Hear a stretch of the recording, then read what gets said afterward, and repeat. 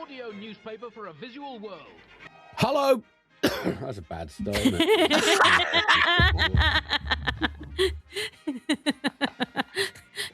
Leave it in, Harry. Let's try again. Let's try again. Sounded like someone punched Tom Waits. This show does not advocate punching Tom Waits. Let me make that abundantly clear. Hello, buglers. And right, this is now the official start of the show. Right, okay, let's get this thing on track. Hello, buglers. And welcome to issue 4377 of the planet's only ever and one remaining audio newspaper for a visual world. I'm Andy Zoltzman. It is the 28th of April 2026. I am in the shed of remorseless truth and overwhelming factuality, sort of. That's its acronym. The world outside still hasn't got its shit together. So here we are again with another Bugle, and it's a Dream Team special. Obviously, all Bugle lineups are Dream Teams, but this one is dreamier and teamier. It's Nish, Kumar, and Alice Fraser. Hello. Hello, Andy. I'm delighted to be part of the Dream Team. The other day, I dreamed that I hadn't finished school and had to go back and do my exams. How do they go? I don't know. I think I spent most of the time remembering that this couldn't be real and it had to be a dream. And oh no, that was it, basically. I mean, Nish obviously being being Nish Kumar is pretty much that's people can do degrees in it now. So how have you coped with this? Listen, people are offering doctorates in Kumarology.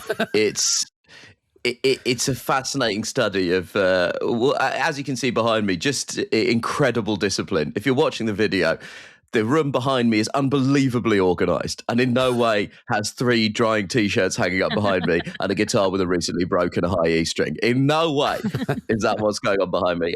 Hello, Andy. Hello, Alice. Hello, Buglers. I have returned to the United Kingdom. I made it back in one piece from my visit to the United States of America on the "How the fuck did he get his visa" tour. It was very nice to see so many buglers out in at all of the shows in New York and LA and Austin, and it was nice to catch up with some of the American Bugle co-hosts and see Hari Kondabolu, see Nato Green, and just see how they're faring emotionally at the moment. I even managed to see the original Big Johnny Showbiz himself. And I actually went to a taping of last week tonight, which I understand was very good, though I couldn't hear it over the sound of my own booing. I just think it's necessary to issue a corrective. That guy has got too much praise for too long. I mean, I'm astonished that they gave you a visa when they wouldn't give me one. I feel like you are much more overtly political than I am. And I think this answers the question of whether brown men or women are more of a danger to the American state. Women with opinions. Alice, you have reproduced, and therefore you constitute a serious immigration threat. Who knows what embryos you could be cooking up that you could unleash in America? That's what I call it when I'm pregnant. I say I'm smuggling dissidents. Makes me feel edgy. No, listen, I think the answer to how I got the question is the answer to how does anything work in America. I continuously threw money at the problem. The one thing that still trumps everything in the United States of America is thousands and thousands of dollars. Well, that's good that some things never change.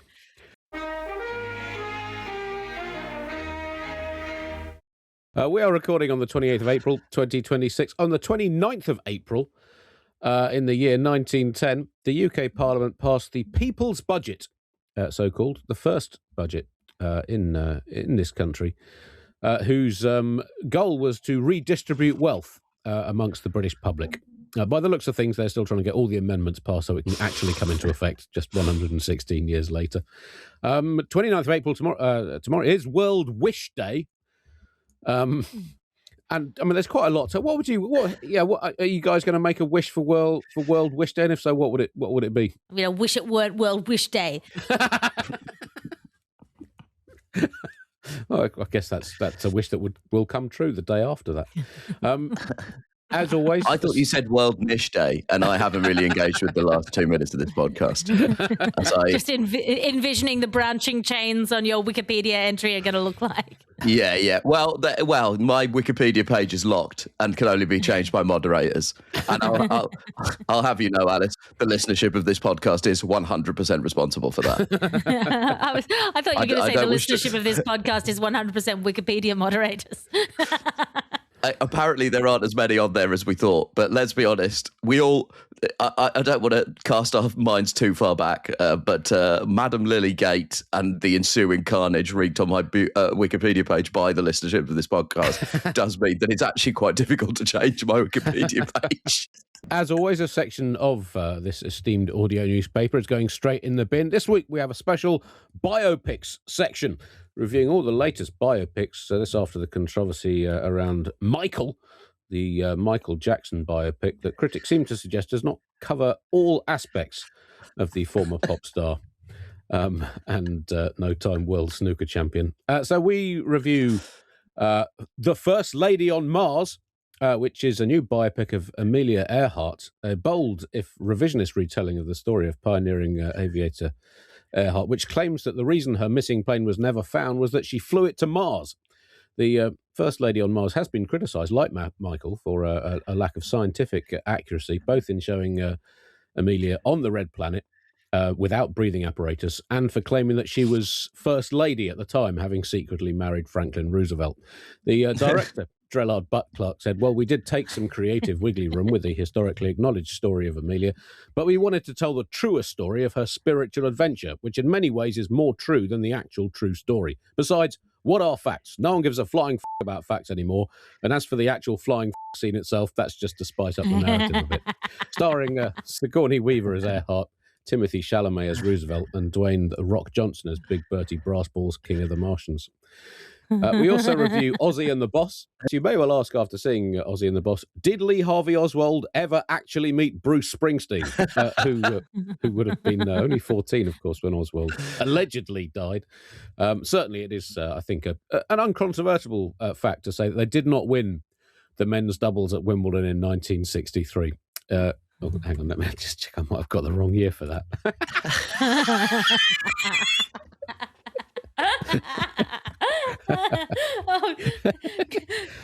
God forbid bullshit has to be the true. potato dauphinoise of bullshit is not historically accurate in the one point that you chose to decide to make it accurate. This is the first law of bullshit. Bullshit has to be accurate.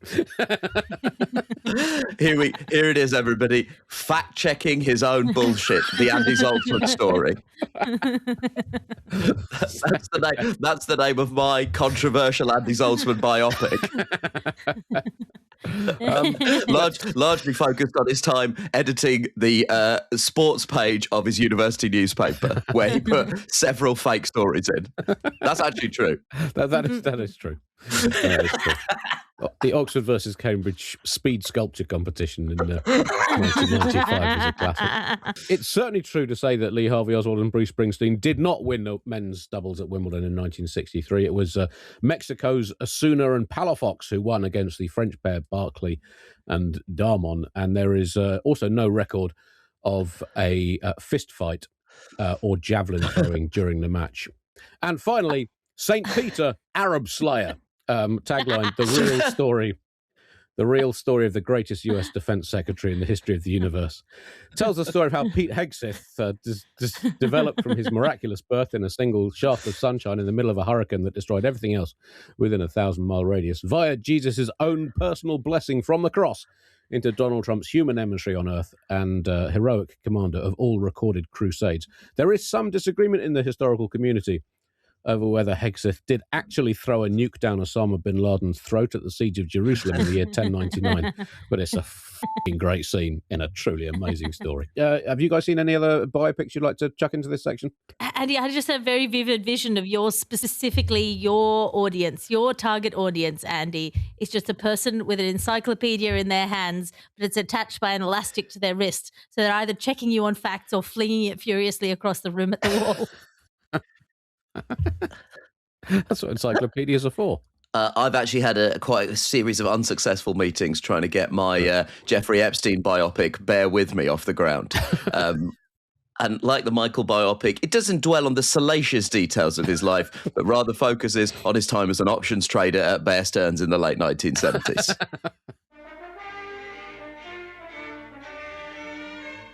Top story this week. The King has gone to America.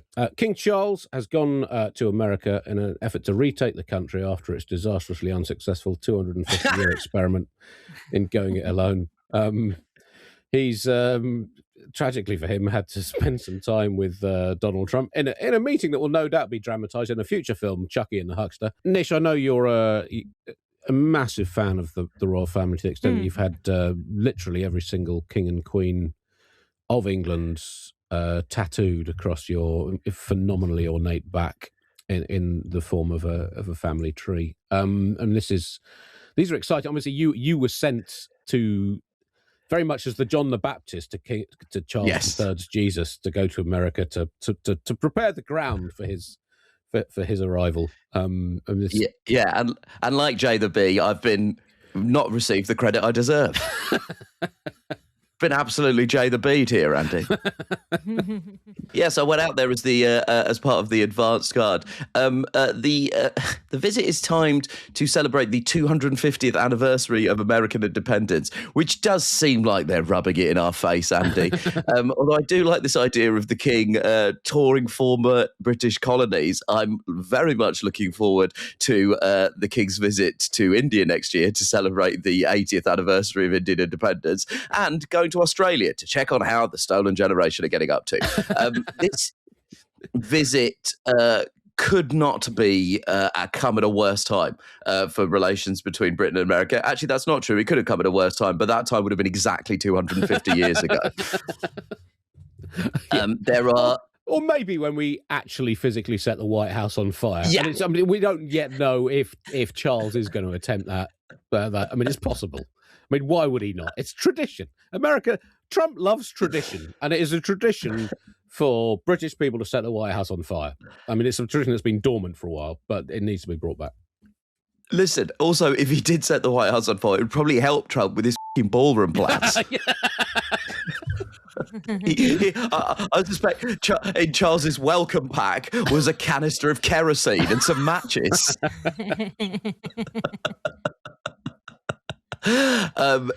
So obviously relations between our countries have not been this tense in a while, probably since they stole John Oliver off us. But Charles is going to address Congress, which is actually only the second time this has happened, the first time being his mother in 1991. And he's going to say that while the US and the UK have not agreed on everything, that's a pretty fucking big understatement, if I remember the musical Hamilton clearly. and also just the fact of the relative popularities of cricket and baseball. We've certainly not agreed on the best version of a small ball and hitty bat sport. If he does not begin his speech with "It's good to see you guys coming round on Kings," it will be a lost opportunity. Well, there is a kind of my overwhelming feeling with this at this current time is that this deep, lacerating historical irony of America having ditched the monarchy 250 years ago, finding itself with an ego-fueled autocrat ruling largely by executive order, now being visited by an actual monarch whose power is limited to waving and having a fucking expensive fancy dress box. And what sort of conversations will they have? What are you allowed to do, Charles? I can release criminals from jails. I can start wars just because I want to without even having to ask permission. I can make something into a law just by signing it in an oversized child's marker pen. And I can send in the troops to my own cities to kill people and cause mayhem. What can you do? Well, I get to give it a speech to read out in Parliament once a year that I can't even zing up with a gag or two, let alone use any intonation in my tone of voice. I occasionally get a go in a golden cart, and I get free tickets to Wimbledon when I want them. I mean, it's in terms of the choice America made 250 years ago, it's gone wrong. It's gone very, very badly wrong. Yeah, Trump is way up on number of nuclear weapons he controls. I mean, look, Ed Owens, who's the royal historian, has said this is a huge global event where the king will have a chance to champion the traditional values of democracy, liberty, and freedom. I just feel like you're in trouble as the UK when you have to wheel out the king. Like, the UK has spent the last couple of hundred years trying really hard to make the monarchy vestigial in every sense. Does anyone even know what they were ever meant to do as a diplomatic function other than eat meat on the bone, bang serving girls, and do arms deals with Saudi nations? He's basically the appendix of the state diplomatic apparatus. You're only used to noticing the function of kings when they go bad. I strongly believe the monarchy is and should be purely decorative, performative, and symbolic. And so I would like to make a pitch that the king should arrive when the White House is hosting the WWE wrestling, which they're intending to do. And then the king could stand up for democracy, liberty, and freedom against a heel card called Zorro Man Downey, who has a twirly moustache and a suicide vest. And his signature move is called the Socialist Slam. It's where he holds you down and then symbolically distributes your dick to each according to his need. I'd watch that. Yeah, listen, we as nations, we have had disagreements, be it the Revolutionary War of Independence or the relative appeals of Garth Brooks and Robbie Williams in the pop charts. But this is a particularly fraught and tense time. Obviously, in the last few weeks, there's been tension over the UK's involvement in Trump's war in Iran. He's derided the UK Prime Minister Keir Starmer as no Winston Churchill, though it's hard to know whether he was insulting him or he'd just forgotten his name and was saying, no, I don't think it's Winston Churchill, but don't help me.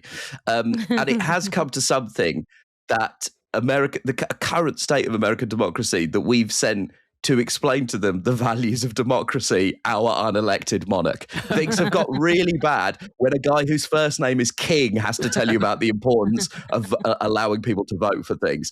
And I guess in terms of an icebreaker, because they're not going to meet on camera.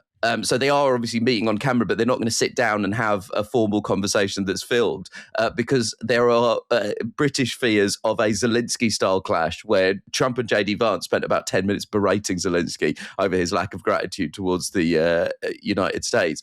So they won't be having a filmed interview, which is a real shame because it would be an absolute thrill to hear the small talk that those two men are engaging in.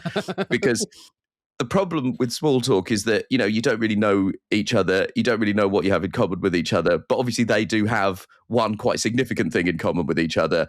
And I don't think Charles is going to say, I think it's possible you might have run into my brother. Or at the very least, my brother and you have a very close personal friend. I mean, another slight point of awkwardness, and both men are on their best behaviour, which for Charles is how he behaves all the time, because as monarch he has to behave the same way all the time, so there is no best or worst behaviour. And for Trump, his best behaviour is trying to vaguely convincingly pretend he's not a complete fucking maniac for 15 minutes. So they're doing their best. So could Charles help bridge the gap between Britain and America, which over the past week has been made a little more awkward after reports emerged of America reviewing its position on British sovereignty of the Falkland Islands, the South Atlantic and penguin-infested archipelago, also claimed by Argentina, that was subject of a war in 1982 that left almost 1,000 people dead. And America is reportedly reviewing its view of the Falklands as punishment for Britain not doing America's bidding in its hit job and follow-up improv war against Iran. So it's awkward, and it sort of shows the level of childish. I mean, it shows a lot about news, actually. I mean, for a start, this was reported by Reuters from a leaked internal Pentagon email, and then re-reported by other news outlets saying this was punishment for Britain's failure to support America. But also, if it's not true, everyone thinks it is true, and if it is true, it shows the below childish level of international diplomacy that we have sunk to. Can I just pick you up on one point there, Andrew? Yes. King Charles has not always been on his best behaviour. If I may remember If we include best behaviour to respecting your own marriage vows. Yeah, that was before he was king, Nish. That's best prince behaviour as anything. If I may briefly allude to one of the key elements of my childhood, i.e. the life and death of Princess Diana, which is probably second to 9/11 in terms of significant events. And it actually, in fact, both of them are second and third to the time Ross said, "I take thee, Rachel," on Friends. But yeah, I mean...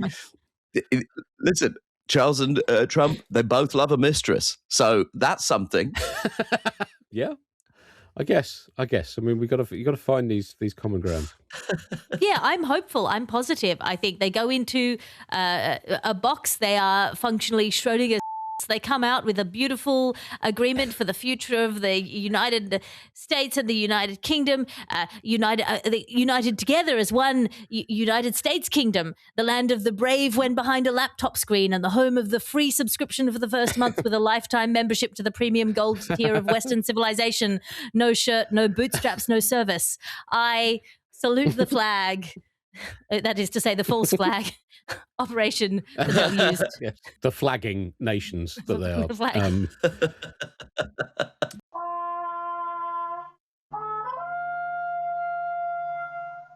This all happened just a few days after the attack on the White House Correspondents Dinner, which could have been a catastrophe, and like anything that could have been a catastrophe, was swiftly mutated by Trump into a grandstanding and bullshitting opportunity.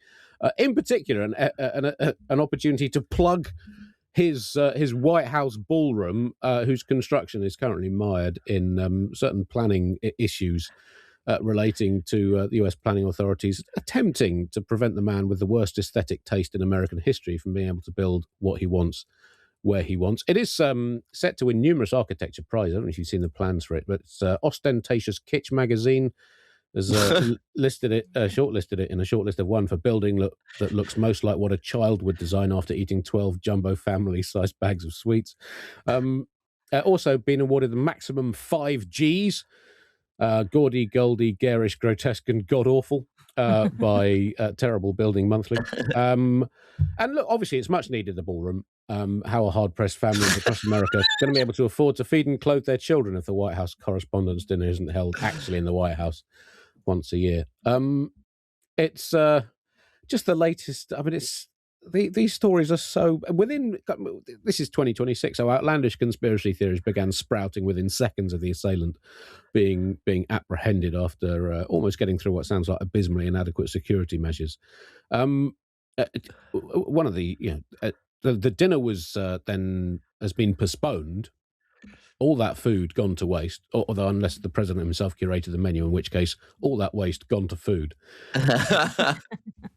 It's kind of a slightly odd time for the king to be going. He has been assured of his security. Nish, what did you make of this?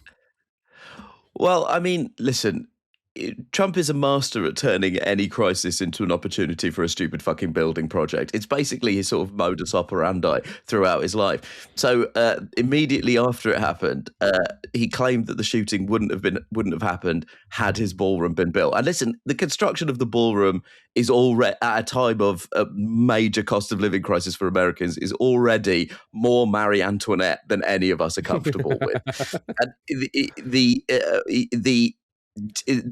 kind of aesthetic of the ballroom, as you've said, Andy, is very much Hussein chic, and so it's quite. Can I just pick you up on the Marie Antoinette? Because didn't she say let them eat cake? And Trump's ballroom is more let them watch us eating fucking massive cakes.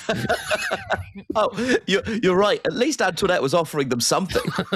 She was at least offering them a little cake. Trump's one of the few people that's looked at Marie Antoinette and thought, Jesus Christ, what an absolute wokeist. All of this is missing the central question here for me. It's the Correspondents' Dinner. It's given the state of modern media. Who the fuck was at this dinner? There are like 8 people who make a full-time living in traditional media right now. I'm just imagining half the people at the dinner ducking out between courses to deliver some suburban families their Thai takeaway, or, I don't know, crochet some hairy balls for their side hustle on Etsy. I think the hero of the evening was the man who just kept eating his salad, of course. He was interviewed afterwards. He said he was a New Yorker. He's used to interesting things happening around him. He also said he had a bad back and didn't want to lie down on the floor and then have to get back up again. And also that he was a germaphobe and the floor looked dirty. That man's name is Michael Glantz, and he's a senior talent agent at the Creative Artists Agency, which represents a variety of performers from Joe Biden to me. And They're my literary agents. Hey! I couldn't get on the floor. If I did get on the floor, they'd have to bring people in to get me off the floor. And I'm a hygiene freak. There's no freaking way I was getting my new tux on the dirty Hilton floor. It was not happening. And if I will say this, listen, I'm also something of a hygiene freak, but if the choice is a dirty floor or a bullet, I'm afraid to say we're sending the tux to the dry cleaners. That is absolutely unfathomable. I mean, there were other people whose behaviour drew a lot of scrutiny online. And as yet, at the time of recording, an unidentified woman was caught on camera taking 2 unopened bottles of champagne and wine from a table, whilst another woman at the same table is taking a selfie of herself clutching a separate bottle of champagne in the background. And I will also say, this was for fans of the film Force Majeure. This was an absolute golden moment of men in a crisis abandoning their wives. I don't know if you've seen RFK Jr., but the speed at which he ditches Cheryl Hines is absolutely incredible. The speed at which he leaves his wife in the dust is really astonishing. I've said a lot of things about RFK Jr. being incredibly unhealthy. Clearly, it turns out that when the chips are down, that man will speed away from his wife at an astonishing speed. And I also don't know if you've seen Stephen Miller.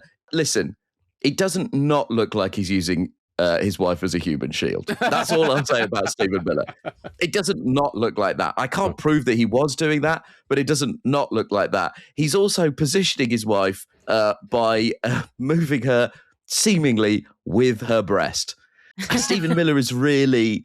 There has been this idea that Stephen Miller really is the kind of ideological nerve center of the Trump administration. And he's really proved it in this moment, because in a moment of crisis, he took control of a woman's body whilst groping her. So really, he is the kind of ideological nerve center of the Trump administration. I saw that picture and I thought he was like gently sheltering his wife from the potential bullets. But I guess it depends. We don't know what orientation the gunman...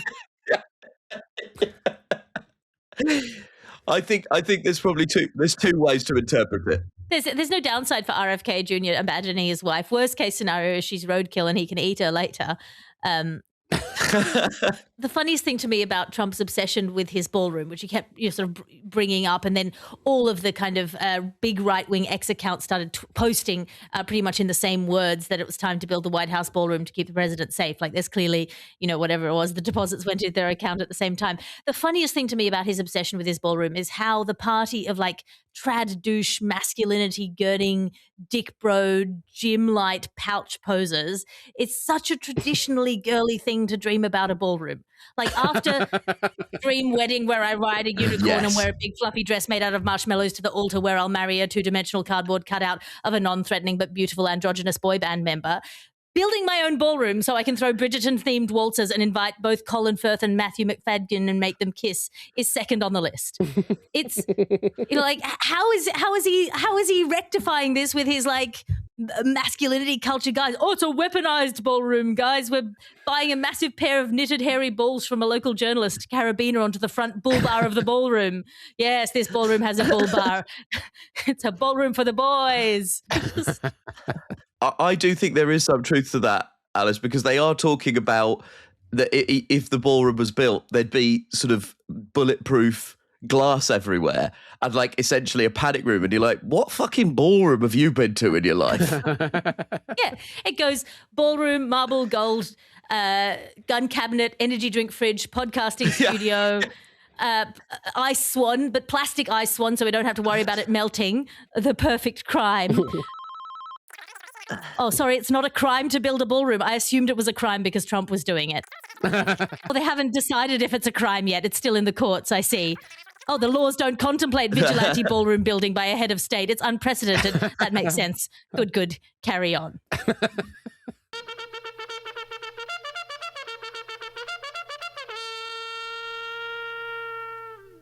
gambling news now, and well, I mean, humans, of course, as history shows, will gamble on pretty much anything. Always have done, always will do. In fact, archaeologists and anthropologists now claim that most cave art was, in fact, bookmakers posting the odds in the latest bison fights. And the history of religion is, of course, basically one big bet that there is a god. And as with gambling, there's been a lot of dodgy stuff massaging the odds to get people to put bets on when there's no chance of winning. And we've had a lot of gambling-related stories in recent weeks on how gambling is now moving in sinister directions to people putting bets on wars, catastrophes, often with very, very strong suspicions of insider trading and advanced knowledge of what might be happening, as bets on the Iran war would strongly testify. An American soldier has been charged with a criminal offence after winning $400,000 betting on the extraction of Nicolas Maduro from Venezuela, which is not something that I think without advanced knowledge you would necessarily have picked. And in France, there are claims that people have been tampering with weather monitoring equipment to put bets on the temperature in France. I mean, where are there any further depths in the gambling side of the human soul that can be mined, Alice? I mean, this is look. First of all, I blame Labubu blind boxes for this. Just the increasing gamblification of the world, the natural end point, training our youth on the dopamine spikes of risk and occasional reward until they feel up to trying the gamble of an internship in a large multinational corporation or moving in with a significant other who's subscribed to Andrew Tate. Whatever it is, we're living in an increasingly risky and uncertain world, and I feel like this is the solution that people have come up with is laying bets on it, right? Because how bad can it be if you're betting against yourself, right? I just think, if you can envision your life post-apocalypse and how much money you will have made betting on the arrival of the apocalypse, and that's quite a good outcome for everyone involved. It's an incredibly uncertain world. Odds are it's going to fuck you. You might as well hedge, is what I'm saying. Sure, they're laying off 120,000 jobs, but if you guessed what date they're replacing you with a fire-breathing robot, you might make a couple of $100 betting on your own incendiary immolation. And of course it's being misused. Of course it's like we've transformed coups and invasions and war powers into something between fantasy football and a hedge fund fever dream. Trump, when he was approached and asked about it, said it's only bad if he bet against his own team. Weaponize everything, but just back yourself while doing it. It's the new self-help manual. I mean, and his son is on he's profiting from the businesses. His son's fingers are in more pies than Trump's fingers have been in Teen Miss America pageant contestants. I'm sorry. That's disgusting. Family show. But it's just I don't know. I'm the only thing that I'm disappointed is that they've decided that they've stopped polymarket betting on the nuclear apocalypse.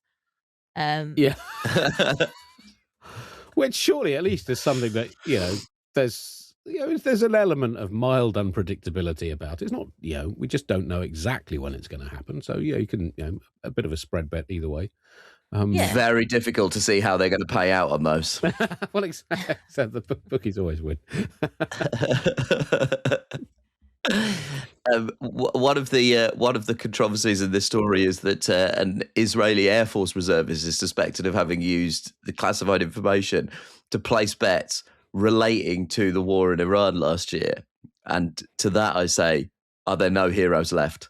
Someone in the Israeli military has been behaving unethically. This is a real shocker, guys. But the thing is, if you're in the Israeli army or you're in the American army, the sort of notional leadership of that organization lies with Benjamin Netanyahu and Donald Trump, two men who have only used their position in office to further enrich themselves. So, it's hard to know whether these people should face criminal charges or sort of be awarded the Purple Heart. Yeah. You know, this takes yeah. America. Yeah. Yeah, this take if you're in countries run by Netanyahu and Trump who have an almost sexual thrill at the prospect of committing corruption, it's very difficult to lecture any of the soldiers in your army on basic morality. The lesson of both of those men is get in, get good while the going's good, and then get the fuck out before anyone starts to imprison you. I should also take this opportunity to declare that I have been betting on this Bugle. Oh, right, okay. I've been betting on numbers of puns. I've been betting on the number of farts committed by certain guests on the Bugle, and I am about to come up trumps in this conversation. I don't want there to be any internal inquiries into what I knew. Right. When I placed a bet on whether or not Andy would open this Bugle by hacking up half of his lung.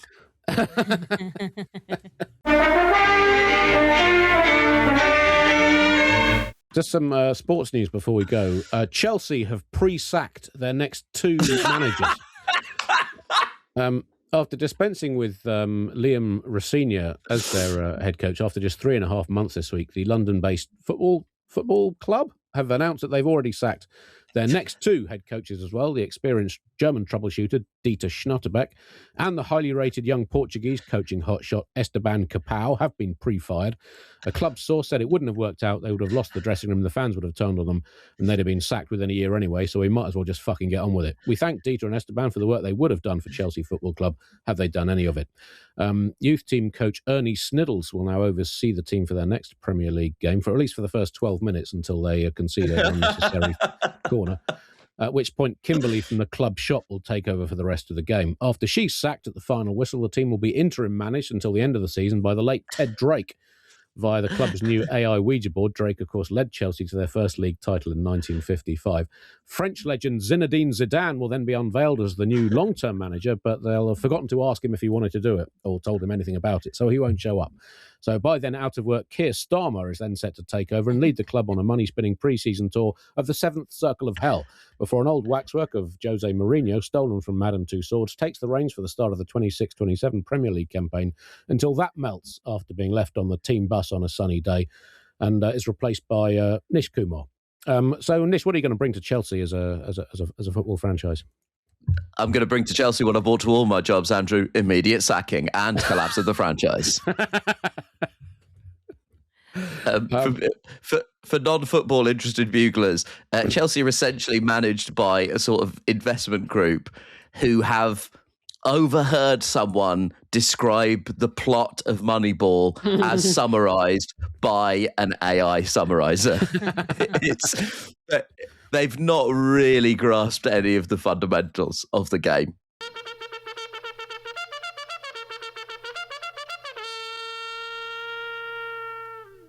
Well, that brings us to the end of this week's Bugle. Thank you very much to all buglers who have come to my tour shows. There are just a few dates left. This Friday in Keswick at the Theatre by the Lake, Tuesday the 5th in Maidstone, and then concluding at Bury St Edmunds, the Theatre Royal, on Saturday the 9th of May. So do come along, and thanks to everyone who has been so far. Nish, anything to plug? Yes, thanks again to the buglers that came to the shows in New York, LA and Austin. I will now be taking that show on tour in the UK and Ireland. That goes from August in Edinburgh, and then the tour is September, October, November. I can't remember if it goes into December. That's information that's available to you on the internet, okay? Go to nishkumar.co.uk. Also, on the 12th of May, even as I say this, I understand this might be a massively unwise move, but on the 12th of May, I am releasing on YouTube my stand-up show, Nish Don't Kill My Vibe, which is the previous show that I toured all over the world, including the UK, America, Canada, Australia, New Zealand, Ireland, all over the shop. I'm doing that. That's being released. And at 7 p.m. UK time, there is a YouTube release event where I am somehow going to be in a live chat, live blogging the experience of watching my own stand-up show, which, as anyone who's ever had to do that can attest, is a very specific form of Guantanamo Bay style torture. Now, I'm throwing this open to the Bugle listenership to join that YouTube release event. in full knowledge that I have sown the seeds of my own downfall.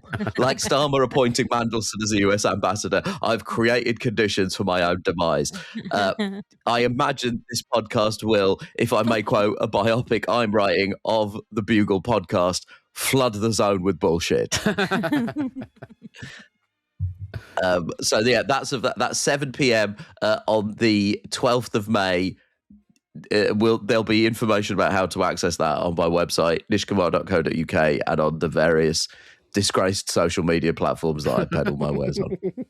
Alice? Sign up at my Patreon because I am currently trying to look good for some people. So you can subscribe for free and make my numbers look good for my book advance, basically. But I'll be in Brisbane, 7th to the 10th of May. I'll be in Sydney, 16th and 17th of May. I will be in London. There'll be a live Gargle on the 26th of June, followed by a book signing. There's a bunch of gigs in London and around the UK and then in Edinburgh. So go over to alicefraser.com, or again, if you subscribe at the Patreon, you can do it for free. It's just like a mailing list, and you will know every week where I will be and what is upcoming. I trust that more than the algorithms nowadays. Patreon.com/AliceFraser.